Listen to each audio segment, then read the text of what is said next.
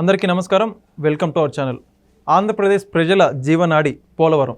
అయితే గత ప్రభుత్వ వైఫల్యం వల్ల పోలవరం నిర్మాణం ఏ విధంగా వెనుకబడిందో రాష్ట్ర ప్రజలంతా కూడా చూశారు. అయితే కూటమి ప్రభుత్వం పోలవరం నిర్మాణానికి సంబంధించి చాలా త్వరితగతిన అడుగులు వేస్తుందా? ఏదైతే ఇప్పుడు చూస్తున్న పనులు చూస్తూ ఉంటే అదే అనుకోవాలి. అయితే నిన్నటి రోజున మీరు చూస్తే కూటమి ప్రభుత్వం పోలవరం నిర్మాణానికి సంబంధించి కేంద్ర జలశక్తి సంఘం అదేవిధంగా పోలవరం ప్రాజెక్ట్ అథారిటీతో సంప్రదింపులు జరిపి విదేశాల నుంచి నిపుణులను పిలిపించి పోలవరం మీద ఒక అధ్యయనం అయితే జరిపించడం జరిగింది. అయితే ఆ విదేశీ నిపుణుల బృందం ఒక నివేదిక అయితే ఇవ్వడం జరిగింది. అయితే ఆ నివేదిక గురించి మనతో చర్చించడానికి ఉన్నారు సీనియర్ జర్నలిస్ట్ సత్యమూర్తి గారు. సార్ నమస్కారం. నమస్కారం అండి. సార్, మనం చూస్తూ ఉన్నాం పోలవరం అనేది ఆంధ్రప్రదేశ్ ప్రజల జీవనాడి. అయితే గత ప్రభుత్వం వైఫల్యం వల్ల ఎంత మేర పోలవరం నిర్మాణం ఆగిపోయిందో రాష్ట్ర ప్రజలందరూ కూడా చూశారు. అయితే చంద్రబాబు నాయుడు గారి ప్రభుత్వం పోలవరం నిర్మాణంలో ఉన్నటువంటి సవాళ్ళను అధిగమించడానికి ఒక ప్రత్యేకమైన ప్రణాళికనైతే అమలు చేస్తుంది అనుకోవాలి. విదేశీ నిపుణుల బృందాన్ని పిలిపించి కూడా అధ్యయనం చేయించారు. అయితే ఆ విదేశీ నిపుణులు ఇచ్చినటువంటి నివేదికలు ఏ అంశాలు ఉన్నాయనుకోవాలి సార్? ఇది ఏంటి అంటే మొత్తం పోలవరం ప్రాజెక్టు మీరు ఇంట్రడక్షన్లో మీరు చెప్పినట్టు పోలవరం ప్రాజెక్టు జగన్మోహన్ రెడ్డి హయాంలో మొత్తం ముందరికి వెళ్ళకపోగా వెనక్కిపోయింది. మొత్తం 74% వర్క్స్ 2014 నుంచి 2019 వరకు ఆనాటి తెలుగుదేశం ప్రభుత్వం ముఖ్యమంత్రి చంద్రబాబు నాయుడు చేస్తే వాటిని ముందుకు తీసుకువెళ్ళటం చేతకాక జగన్మోహన్ రెడ్డి పోలవరం ప్రాజెక్టుని విధ్వంసం చేశాడు. ఓకే, ఏం చేశాడు? రివర్స్ టెండరింగ్ అన్నాడు. పోలవరం ప్రాజెక్టులో అంత అవినీతి జరుగుతున్నది, ఈ అవినీతిని నేను నిర్మూలిస్తాను, అది ఇదనే కబుర్లు చెప్తే అప్పుడు ప్రజలందరూ నిజమే కామాలు అనుకున్నారు. వచ్చిన తర్వాత చంద్రబాబు నాయుడు కాంట్రాక్ట్ ఇచ్చిన కంపెనీని తీసేసి తన మనిషిని కాంట్రాక్టర్గా పెట్టుకున్నాడు జగన్మోహన్ రెడ్డి. పెట్టుకున్న తర్వాత పనులు సజావుగా జరగాలి కదా, జరగల. అప్పట్లోనే కేంద్ర జలవనరుల శాఖ చెప్పింది, కీలకమైన స్టేజ్లో ఉంది పోలవరం, కాంట్రాక్టర్ని మార్చద్దు అని చెప్పారు. జగన్మోహన్ రెడ్డి వినల. ఈయన ప్రయారిటీస్ డిఫరెంట్గా ఉన్నాయి. ఇప్పుడు డయాఫ్రమ్ వాల్ కంప్లీట్ అయిపోయింది. ఈ డయాఫ్రమ్ వాల్కి ఆ కాంట్రాక్టరు బాధ్యత వహించాలి. ఇప్పుడు ఇతన్ని మారిస్తే ప్రాబ్లం అవుతుందయ్యా, నీకు తెలియదు, నీకు అర్థం కాదు, చెబితే మా మాట వినయ్యా, కాంట్రాక్టర్ని మార్చద్దయ్యా అని వాళ్ళు బతిలాడి చెప్పారు. వినలా Jaganmohan Reddy. No nothing doing, నేను రివర్స్ టెండరింగ్, నేను మార్చాల్సిందే అన్నాడు. మార్చేశాడు. మార్చిన తర్వాత ఫ్లడ్ వచ్చింది. గోదావరి అంటేనే ఫ్లడ్లు వస్తుంటాయి కదా, విపరీతమైన ఫ్లడ్ వచ్చింది. ఫ్లడ్ వచ్చినప్పుడు కొట్టేస్తే డయాఫ్రమ్ వాల్ 4 చోట్ల కొట్టేసింది. డయాఫ్రమ్ వాల్ ఏంటి అంటే ప్రాజెక్టుని కాపాడేది. ప్రాజెక్టు కడతారు కదా, ప్రాజెక్టు కట్టి కింద దాకా దానికి సేఫ్టీ ఉండాలి. కింద అంతా ప్రాజెక్ట్ అంటే నదిలో కడతారు కదా, సో అందుకని దానికి సేఫ్టీ ఉండాలి, ఇసుక కోసుకుపోకుండా ఉండాలి. వాటి కోసం డయాఫ్రమ్ వాల్ కడతారు. ఒక రక్షణ వలయలాగా ఉంటుంది అనుకోవచ్చు. ఉంటుంది. దాన్ని ఈ వరద వచ్చి కొట్టేటప్పటికి డయాఫ్రమ్ వాల్ 4 చోట్ల దెబ్బతినేసరికి కొత్త కాంట్రాక్టర్ ఏమంటాడు, నాకు తెలియదు, అది కట్టింది నేను కాదు అని తప్పుకున్నాడు. పాత కాంట్రాక్టర్ ఏమంటాడు, నన్ను నువ్వు తీసేసావు కదా, నాకు బాధ్యత ఏంటి అన్నారు. సహజం కదా, అట్లాగే జరుగుతుంది. ఇప్పుడు ఈ డయాఫ్రమ్ వాల్ 4 చోట్ల దెబ్బతిన్నది ఎవడు కట్టాలి? ఇది జగన్మోహన్ రెడ్డి సృష్టించిన ఉపద్రవం పోలవరం ప్రాజెక్టుకి. ఇప్పుడు ఆంధ్రప్రదేశ్ ప్రజల అదృష్టం మేరకు జగన్మోహన్ రెడ్డి ఓడిపోయాడు. ఇప్పుడు చంద్రబాబు నాయుడు వచ్చిన తర్వాత మరి 74% పనులు చేసిన చంద్రబాబు నాయుడు మిగిలిన కూడా పూర్తి చేయాలి కదా. అందుకోసం అని చెప్పి వేగంగా చర్యలు తీసుకోవటం మొదలుపెట్టి పోలవరం ప్రాజెక్టు మీద శ్వేతపత్రం ఒకటి రిలీజ్ చేసి దాన్ని ఎట్లా కంప్లీట్ చేయాలి అని చూస్తే ఈ డయాఫ్రమ్ వాళ్ళు దెబ్బతిందని తేలితే వెంటనే విదేశీ నిపుణులను పిలిచాడు. విదేశీ నిపుణులు కూడా వచ్చింది ఎవరు? చంద్రబాబు నాయుడు పిలిస్తే కాదు వచ్చింది, కేంద్ర జల సంఘం పోలవరం ప్రాజెక్ట్ అథారిటీ వాళ్ళు పిలిచి విదేశీ నిపుణులు పిలిచి దీని మీద అభిప్రాయ సేకరణ చేస్తే వాళ్ళు పరిశీలించి చెప్పారు. ఓకే, వాళ్ళు ఒక రిపోర్ట్ ఇచ్చారు, చాలా స్టడీ చేశారు అక్కడ ఉన్న పరిస్థితులు, వాస్తవ పరిస్థితులు ఏంటి అని. ఇప్పుడు ఎగువ కాఫర్ డ్యాము, దిగువ కాఫర్ డ్యామ్కి వాటికి సంబంధించిన కొన్ని తాత్కాలిక అరేంజ్మెంట్లు చేయొచ్చు అని వాళ్ళు సూచించారు.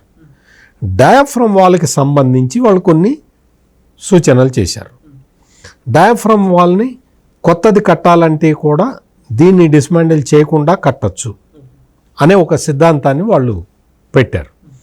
దేని తర్వాత ఏ పని ముందర చేయాలి అనేది కూడా వాళ్ళు ఒక షెడ్యూల్ తయారు చేస్తున్నారు. ఈ షెడ్యూల్ని తయారు చేయటానికి వాళ్ళు వర్క్షాప్ పెడతాము, మీ ఇంజనీర్లందరికీ చెప్తాము, ఈ విధంగా చేయాలి, మేము సలహాలు ఇస్తాము అని కూడా వాళ్ళు విదేశీ నిపుణులు చెప్తూ ఉన్నారు. ఇప్పుడు ఏంటి అంటే ఈ పోలవరం ప్రాజెక్టు మొత్తం కాంక్రీట్ పనులు చేస్తే అందులో డబ్బులు మిగలవు, అందుకని చంద్రబాబు నాయుడు చెయ్యలేదు, కాంక్రీట్ పనులు చేయలేదు చంద్రబాబు నాయుడు.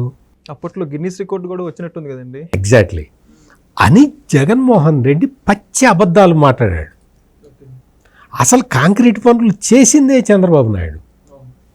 ఈ జగన్మోహన్ రెడ్డి వాళ్ళ నాన్న పోలవరం ప్రాజెక్టు కాలువలు తవ్వించాడు, ప్రాజెక్టు జోలికి వెళ్లకుండా.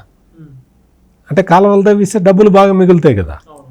ముప్పు పరిహారం కింద కూడా చాలా అవకతవకలు జరిగాయని చెప్పి సోదనలు వచ్చాయి. బహుశా ఆ అలవాటు ప్రకారం జగన్మోహన్ రెడ్డి ఈ మట్టి వర్కులు చేసే దాంట్లో బిజీగా ఉన్నాడు.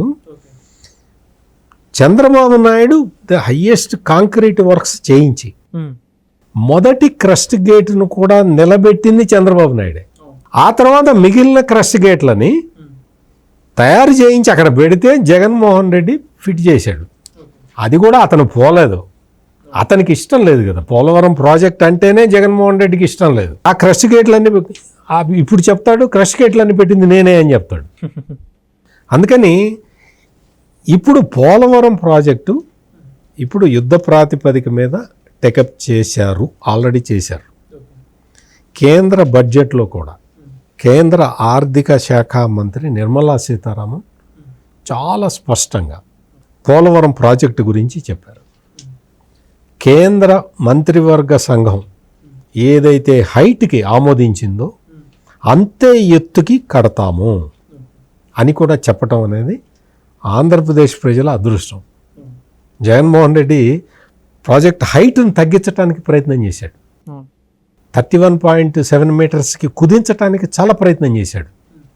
35.5 నుంచి 31.7కి తగ్గించడానికి చాలా ప్రయత్నాలు చేశాడు జగన్మోహన్ రెడ్డి. ఎందుకు?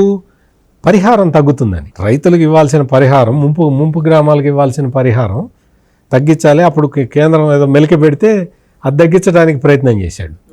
దాని మీద అప్పట్లోనే తెలుగుదేశం పార్టీ గొడవ చేస్తే మేము హైట్ తగ్గిస్తామని ఎవరికి మీకు చెప్పామా అని అడిగారు.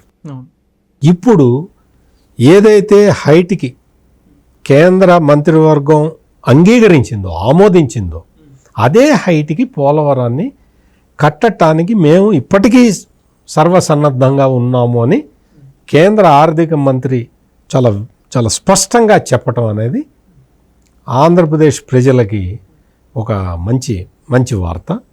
దానికి తగ్గట్టే ఇప్పుడు ఈ విదేశీ నిపుణులు కూడా వాళ్ళు ఒక కాంక్రీట్ ప్రపోజల్ తీసుకురావటం, దాన్ని రాష్ట్ర ప్రభుత్వంలో చంద్రబాబు నాయుడు ఉన్నాడు కాబట్టి, ఈయనకి పోలవరం అంటే ఇంట్రెస్ట్ కాబట్టి, ఎందుకు మీరు ఇంట్రడక్షన్లో చెప్పారు కదా, జీవనాడి, ఆంధ్రప్రదేశ్కి జీవనాడి పోలవరం కాబట్టి మనం ఎట్టి పరిస్థితుల్లో పోలవరాన్ని కంప్లీట్ చేయాలి అనేది ఆయన ఒక నిర్ణయం.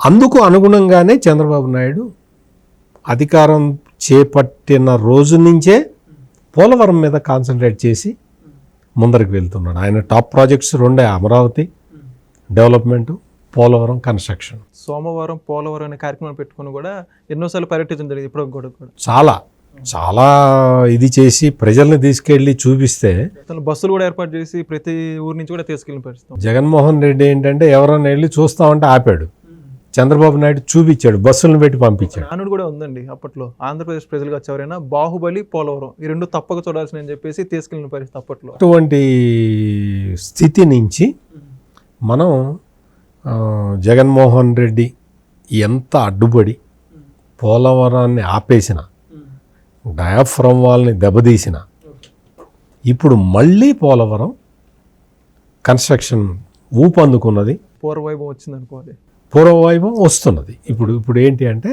ఈ నిపుణులు ఇచ్చిన సూచనలు సలహాలతోటి ఎక్కువ టైం కూడా పట్టే అవకాశం లేని సలహాలు ఇచ్చారు. అంటే ఒకవైపు ఇప్పుడు ఫ్లడ్ సిచ్యుయేషన్ ఉన్నది కదా, ఈ సీజన్ ఈ రోజులు అయిపోగానే, అంటే బహుశా నేను అనుకోవడం సెప్టెంబర్ అనుకుంటాను, సెప్టెంబరు నాటికి కొంత ఈ వరద ఉధృతి అది తగ్గుతుంది కాబట్టి అప్పటి నుంచే పనులు మొదలు పెట్టేయచ్చు అనేది నిపుణులు ఇచ్చిన సలహాల్లో ప్రధానమైనది. ఒకవైపు వాటర్ ఫ్లో ఉండగానే ఈ పనులు ఎట్లా చేయాలనేది కూడా వాళ్ళు చెప్తూ ఉన్నారు. సో ఇవన్నీ కూడా చాలా కీలకమైన అంశాలు, చాలా హైలీ టెక్నికల్ పర్సన్స్ మాత్రమే తీసుకునే నిర్ణయాలు కాబట్టి వాళ్ళు నిర్ణయం తీసుకొని కేంద్ర జలసంఘంతో చెప్పటం, పోలవరం ప్రాజెక్టు అథారిటీ వాటిని ఇంప్లిమెంట్ చేయటం, ఇటువంటి సత్వర నిర్ణయాలు తీసుకునే ఒక ముఖ్యమంత్రి ఆంధ్రప్రదేశ్కి ఉండటం, ఇవన్నీ కూడా సానుకూల పరిణామాలు. కేంద్ర బడ్జెట్లో కూడా చాలా స్పష్టంగా చెప్పారు కాబట్టి ఇంకోళ్ళు ఇప్పుడు జగన్మోహన్ రెడ్డి లాంటి వ్యక్తులు ప్రధానమంత్రిని కలిసినా, లేకపోతే ఆర్థిక మంత్రిని కలిసినా, హోంమంత్రిని కలిసినా, హోంమంత్రిని కలిస్తేనేమో మా కేసుల నుంచి బయటపడేయండి అంటారు, ఆర్థిక మంత్రిని కలిస్తేనేమో మాకు అప్పులు ఇవ్వండి అని అడుగుతారు, ప్రధానమంత్రిని కలిస్తేనేమో అయ్యా నీకు దండం పెట్టిపోదామని వచ్చాను అని చెప్తారు. కానీ ఇప్పుడు పరిస్థితి అలా లేదు. ఇప్పుడు ఏంటంటే అయ్యా మా రాష్ట్రానికి ఇది కావాలి, మీరు దయచేసి మీరు ఈ సహాయం చేయండి. మా రాష్ట్రం విధ్వంసం గురైంది 5 సంవత్సరాల పాటు, ఆర్థికంగా సామాజికంగా అన్ని రంగాల్లో విధ్వంసానికి గురైంది కాబట్టి మీరు మాకు సహాయం చేయండి అని అడుగుతున్నారు. వాళ్ళు ఆటోమేటిక్గా సహాయం చేస్తున్నారు, బడ్జెట్లో ప్రతిపాదించారు. సో ఇవన్నీ సానుకూల పరిస్థితులు ఉన్నాయి కాబట్టి పోలవరం ప్రాజెక్టు అతి త్వరలోనే పూర్తి అవ్వటానికి అన్ని అవకాశాలు ఉన్నాయి. ఓకే సార్, ఇంకోటి ఏంటంటే ఆ విదేశీ నిపుణుల బృందం వాళ్ళు ఇచ్చినటువంటి నివేదికలు ఏం చెప్పారంటే పోలవరం పనులు ఏదైతే ఎలా జరుగుతున్నాయో అవన్నీ కూడా పర్యవేక్షించడానికి ప్రభుత్వం కూడా చొరవ తీసుకోవాల్సి ఉంటుంది. కానీ గత ప్రభుత్వంలో అసలు పర్యవేక్షించడానికి ఒక కమిటీ లేదు, ప్రభుత్వం తరపు నుంచి ఒక వ్యక్తి కూడా లేదంట. ఏదైతే గుత్తేదారు కావచ్చు, కాంట్రాక్టర్ ఏ విధంగా పనులు కొనసాగిస్తున్నాడు, దీన్ని బట్టి అర్థం చేసుకోవచ్చా జగన్మోహన్ రెడ్డి గారికి ఎంత మేరకు చిత్తశుద్ధి అని చెప్పేసి? అది అంటే ఇప్పుడు విదేశీ నిపుణులు వాళ్ళు అసలు సూపర్విజనే లేదు ప్రాజెక్టు మీద, అందువల్లే ఇంత డ్యామేజ్ జరిగింది అని చెప్పటం అంటే వాళ్ళు ఎంత అబ్జర్వ్ చేశారు మొత్తం. అసలు మీకు మామూలుగా చూసినా కానీ గవర్నమెంట్ మెషినరీ ఉండాలి కదా, గవర్నమెంట్ వాళ్ళ అధికారులు అక్కడికి వెళ్ళటం, చూడాలి, ఏం జరుగుతుందో తెలుసుకోవాలి, గవర్నమెంట్కి ఒక రిపోర్ట్ ఇవ్వాలి, ఆ రిపోర్టు ఆధారంగా ముఖ్యమంత్రి సమీక్ష జరపాలి, వాస్తవాలు తెలుసుకుంటారు. ఇక్కడ గారు ఎప్పుడన్నా మీరు జగన్మోహన్ రెడ్డి పోలవరం మీద సమీక్షించినట్టు ఎక్కడైనా వార్తలో ఇంత వార్త అయినా చూసారా? లేదండి. ఎక్కడ చేస్తే కదా, ఎంతసేపటికి తెలుగుదేశం కార్యకర్తలను ఎట్లా వేధించాలి, తెలుగుదేశం నాయకులను ఎట్లా అరెస్ట్ చేయాలి, అప్పెట తెచ్చుకోవాలి, దాన్ని ఎట్లా దిగమింగాలి అన్న ఆలోచనలో తప్ప పోలవరం ప్రాజెక్టుని ముందరికి తీసుకెళ్దాము, దానికి కనీసం ఒక ఆఫీసర్నన్నా పెడదాం అక్కడ అనేది లేదు. ఆ కాంట్రాక్టర్కి అప్పగిచ్చారు, ఆ కాంట్రాక్టర్ ఏం చేస్తే అది, ఆ కాంట్రాక్టర్ ఏం చేస్తున్నాడో ఎవరికి తెలియదు. ఎవరన్నా వెళ్ళి చూద్దాము అంటే పోనివ్వడు, పోలీసులను బట్టి ఆపుతాడు, అరెస్టులు కూడా ఖచ్చితంగా. ఎందుకంటే జగన్మోహన్ రెడ్డికి తెలిసింది అదొక్కటే, మనుషుల్ని అరెస్ట్ చేయటం తప్ప వేరే యాక్టివిటీ తెలియదు కదా, వేరే యాక్టివిటీ జోలికి అతను పోలేదు. పోలవరం కట్టాలి, ఎందుకు కట్టాలి పోలవరం? అప్పట్లో అసలు మీరు చూసుకుంటే అండి చాలా వైరల్ చేశారు వైసీపీ నాయకులు. పోలవరం నిర్మాణం జగన్మోహన్ రెడ్డి గారి సారథ్యంలో అవుతుంది, పోలవరం మీద వైఎస్ఆర్ విగ్రహం కూడా ప్రతిష్ఠించుతాం అని చెప్పి చాలా వ్యాఖ్యలు చేశారు కదండి. మరి పెడతారు అన్నీ. ఇప్పుడు జగన్మోహన్ రెడ్డి విగ్రహాలు అయితే ఆ సరిహద్దు రాళ్ళకి వేసుకున్నాడు, మరి ఇంకా పోలవరంలో ఎక్కడ పెడతారో తెలీదు. వాళ్ళు అధికారంలోకి వచ్చిన మొదటి రోజు నుంచి పోలవరం మీద జగన్మోహన్ రెడ్డి, నీటిపారుదల శాఖ మంత్రులు అతను ఉన్నాడు కదా అనిల్ కుమార్ యాదవ్ గారు, అంబటి రాంబాబు, వీళ్ళందరూ కూడా 2019లో ఏం చెప్పారు, 2020 కల్లా పూర్తి చేస్తామన్నారు. 2020 వచ్చేసరికి 21 కల్లా పూర్తి చేస్తామన్నారు. 21 వస్తే 22 కల్లా పూర్తి చేస్తామన్నారు. 22 వస్తే 23 కల్లా పూర్తి చేస్తామన్నారు. 23 వస్తే 24 కల్లా పూర్తి చేస్తామన్నారు. 24 రాగానే ఎప్పుడు పూర్తవుతుందో మాకు తెలియదు అన్నారు. ఎన్నికలు అయిపోతే అసలు మాకు ఆ ప్రాజెక్టు గురించి ఇంకా పూర్తిగా చేతులు ఎత్తేసారు. ఇది వైసీపీ ఘనకార్యం.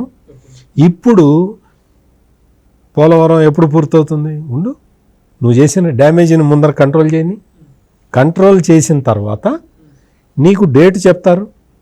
ఆ డేట్ ప్రకారం నీకు పనులన్నీ జరుగుతాయి. ఒక షెడ్యూల్ ఇస్తారు, ఆ షెడ్యూల్ని పర్యవేక్షిస్తారు. పోలవరం నుంచి నీళ్లు రిలీజ్ అవుతాయి ఈ ఈ ఈ కాలంలోనే. ప్రభుత్వం 5 సంవత్సరాల మ్యాండేట్ ఉంది కదా, మీరు ప్రజలందరూ ఆనందంగా ఉండొచ్చు. పోలవరం ప్రాజెక్టు కంప్లీట్ అవుతుంది, అందులో ఎటువంటి సందేహం లేదు. ఆ డైరెక్షన్లోనే పనులు జరుగుతున్నాయి. ఇప్పుడు ఈ కాఫర్ డ్యాములు కానీ, డయాఫ్రమ్ వాల్ కానీ, వీటిని ఎట్లా సెటరైట్ చేయాలనేది కూడా ఒక ఐడియా వచ్చింది. ప్రాజెక్టు దానికి ఆ పునాదుల వరకు రీఇన్ఫోర్స్మెంట్ ఎట్లా జరగాలి అనేది కూడా ఒక అంచనాకు వచ్చారు. మొత్తం ఏంటంటే మొత్తం ప్రాజెక్టు దగ్గర కూడా కింద కూడా ఇసుక కొట్టుకుపోయింది. దాన్ని ఇసుక, ఎందుకంటే ఆ ఫ్లడ్ వచ్చేటప్పటికి ఇసుక కొట్టుకుపోయింది. మామూలుగా అయితే 2020లో వచ్చిన వరద ఇది, ఆ వరద వల్ల ఇసుక కొట్టుకుపోయింది.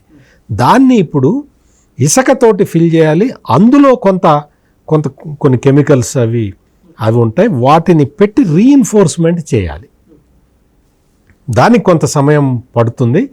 కాకపోతే ప్రాజెక్టు పటిష్టత కోసం తీసుకోవాల్సిన సకల చర్యల్ని తీసుకొని ప్రాజెక్టుని అనతి కాలంలోనే పూర్తి చేస్తారు అని ఆంధ్రప్రదేశ్ ప్రజలందరూ నమ్ముతున్నారు. ధన్యవాదాలు సార్. చూశారు కదండి, పోలవరానికి సంబంధించి విదేశీ నిపుణులు ఇచ్చినటువంటి నివేదిక గురించి, అదేవిధంగా పోలవరం భవిష్యత్ ప్రణాళిక గురించి చక్కటి విశ్లేషణ అయితే ఇవ్వడం జరిగింది. మరొక వీడియోతో మరోసారి మీ ముందుకు వస్తాం. ధన్యవాదాలు.